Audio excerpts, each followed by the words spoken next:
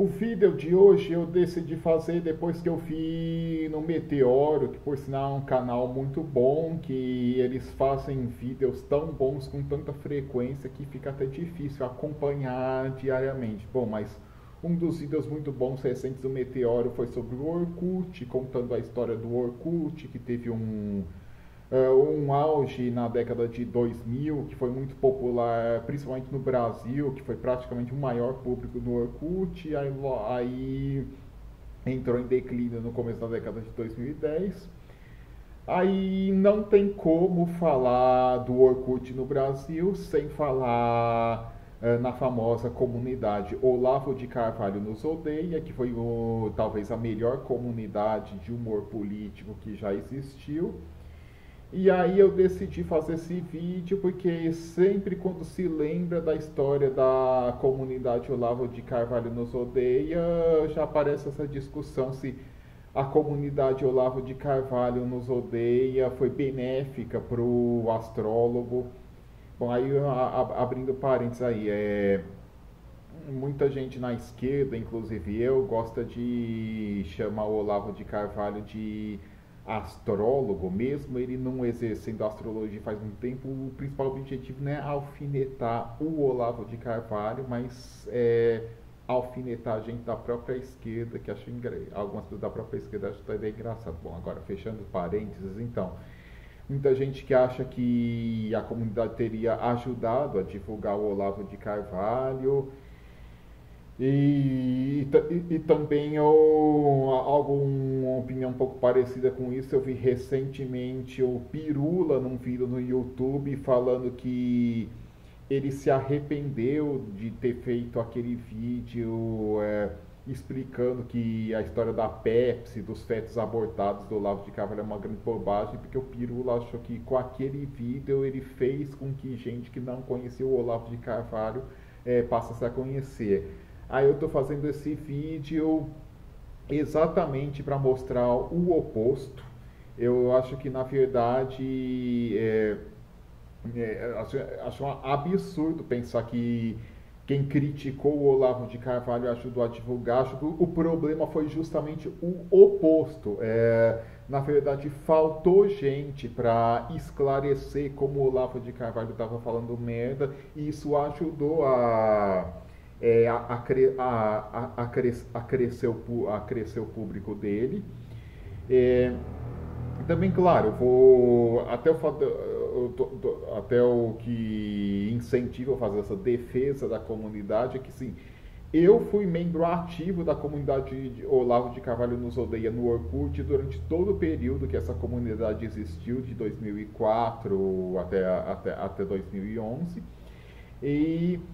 E também, aí depois que a comunidade já migrou para o Facebook, depois disso, eu acabei conhecendo algumas pessoas muito boas, que depois acabei marcando de encontrar para sair, para tomar chopp, obviamente não agora, mas alguns anos atrás, tudo, lá entre 2014 e 2019, conheci uma quantidade muito grande de amigos que acabou se tornando amigo meu, tanto no Rio de Janeiro quanto em São Paulo. E, e aí por isso acho importante esclarecer. Eu acho que na verdade, como eu falei, o Olavo de Carvalho fala muita besteira, mas tem uma retórica que acaba convencendo alguns leigos nos assuntos sobre os quais ele está falando besteira.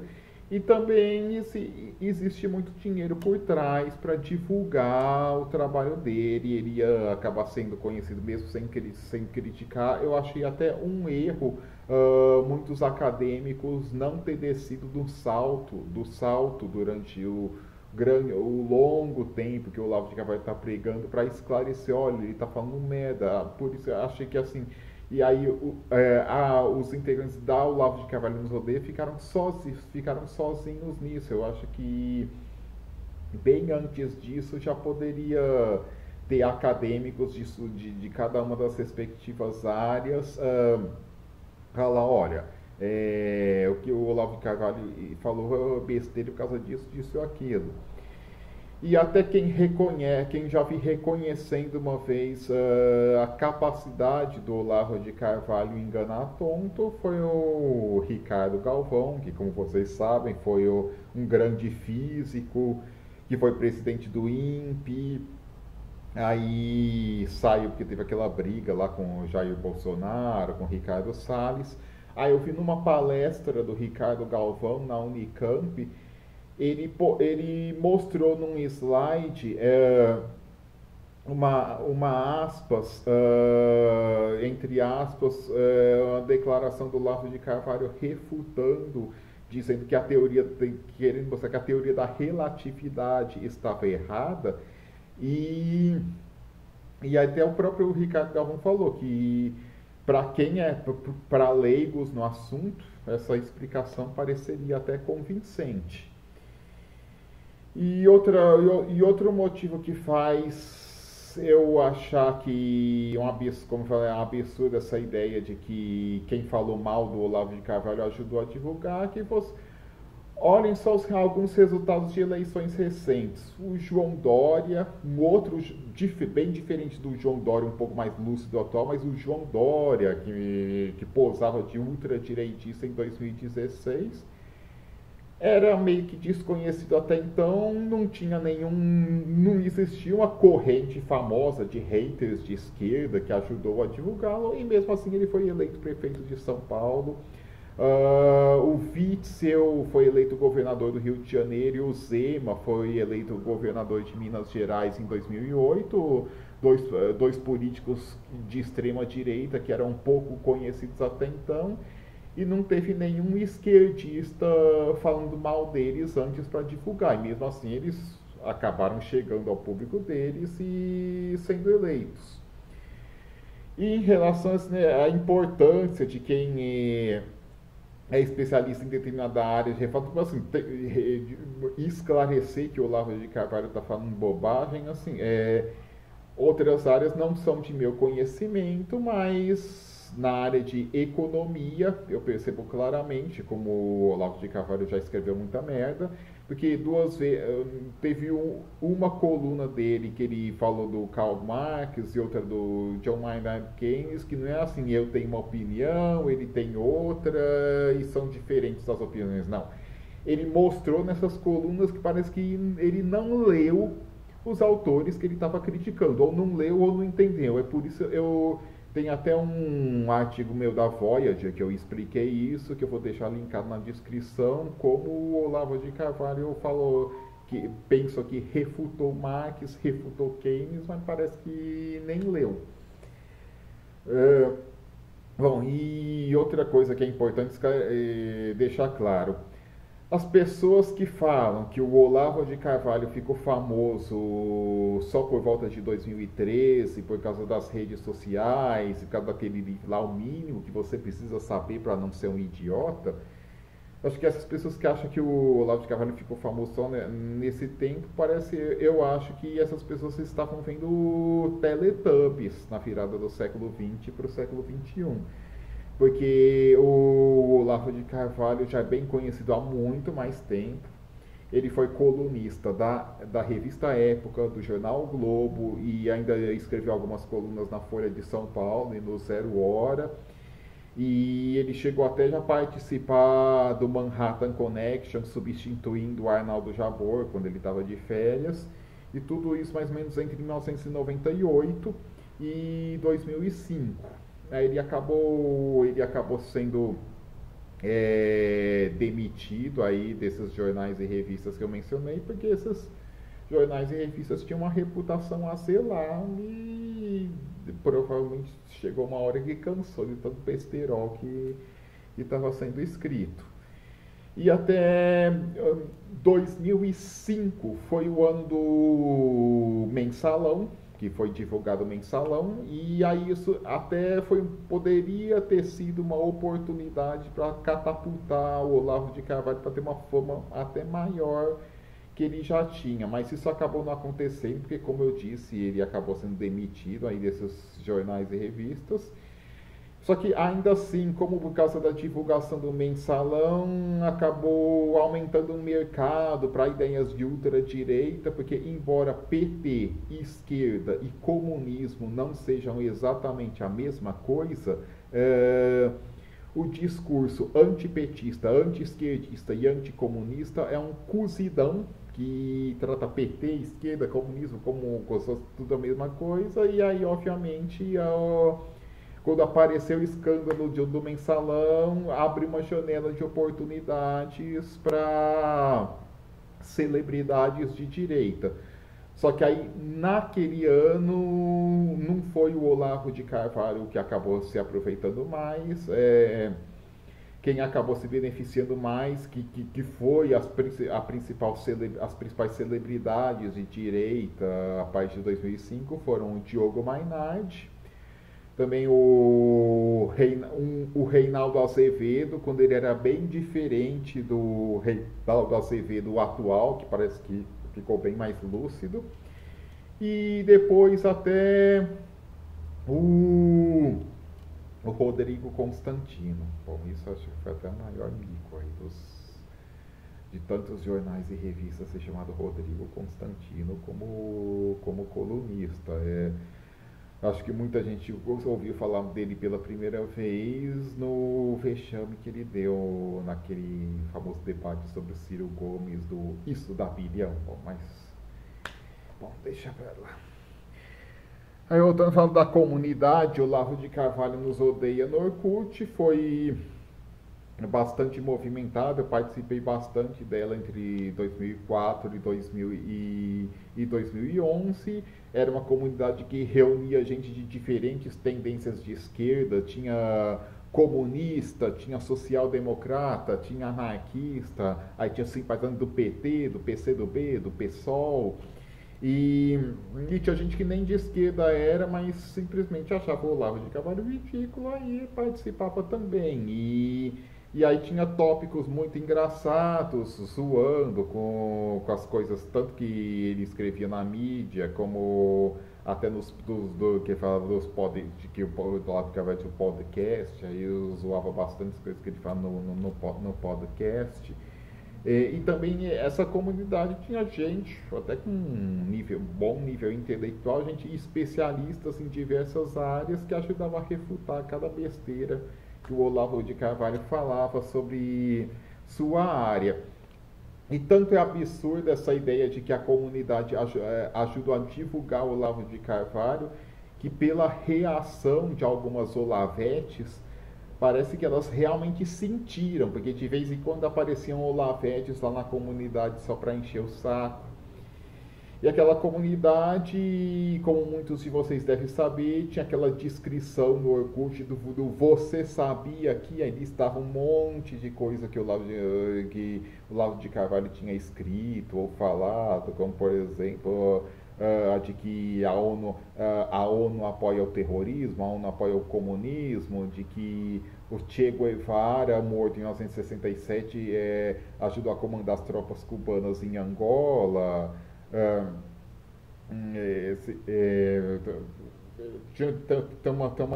Tem uma lista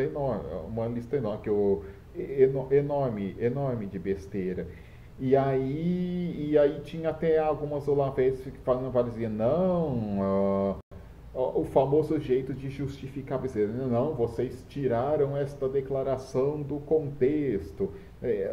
Uma das coisas mais engraçadas do Você Sabia era de que há livros didáticos ensinando as crianças a fazer sexo oral com elefantes. Isso ainda que não tinha ainda o vídeo da Pepsi, nem tinha aparecido ainda. Bom, mas vamos lá. E até no Orkut, quando eu usava o Orkut, pela primeira vez que eu vi o perfil do próprio Olavo de Carvalho, pela primeira vez eu até achei que era fake, porque era raro pessoas famosas terem perfil no Orkut. Esse negócio de perfil oficial de pessoa famosa ficou mais comum depois com o Twitter e com o Facebook. Mas aí depois que eu descobri que era verdadeiro o perfil do Olavo de Carvalho, e até ele foi visionário nesse negócio aí de perceber a importância das redes sociais. E também eu lembro também do que tinha perfil verdadeiro do Rodrigo Constantino, que ele até já foi encher o saco lá na comunidade também, é por isso a gente chamava ele de o Espanta, porque ele colocava uns textos que parecia spam. E até a relação entre o Olavo de Carvalho e o Rodrigo Constantino foi uma coisa meio de amor e ódio, que de vez em quando eles brigavam, de vez em quando eles se reconciliavam, até hoje eu nem sei se eles estão na fase que estão brigados ou na fase que estão reconciliados. Bom, aí depois, quando o Orkut começou a esvaziar, assim, o Orkut começou assim, o auge do Orkut, como até o fim do Meteoro bem falou, foi lá por 2005, 2006. Aí já no, eu mesmo lembro, em 2007 já começou algumas pessoas saírem gradualmente saindo do Orkut. 2010 já quase não tinha ninguém. 2011 já até quando acabou, aí isso eu lembro do vídeo do Meteoro, que quando acabou mesmo em 2014 o Orkut, muita gente até enxergou como tipo a morte de um tio-avô do qual não ouvia falar faz muito tempo, porque muita gente já tinha saído há muito tempo quando o Orkut morreu em 2014. Mas eu acho que lá a comunidade Olavo de Carvalho nos odeia migrou para o Facebook lá por volta de 2011. Eu até participei do início da comunidade Olavo de Carvalho nos odeia no Facebook, e até como eu falei, eu acabei conhecendo muitas pessoas muito boas, tudo. Mas começou a ficar muito chato, porque o tema, o principal tópico, assim, acabou desviando da função original daquela comunidade. Os principais tópicos de discussão da Olavo de Carvalho nos odeia já no Facebook era a esquerda que gostava do PT contra a esquerda que não gostava do PT. Eu comecei a achar muito chato e saí da comunidade, mas como eu falei, muitos amigos que eu conheci já tinha acrescentado na minha lista de contatos no Facebook e mantenho contato até hoje.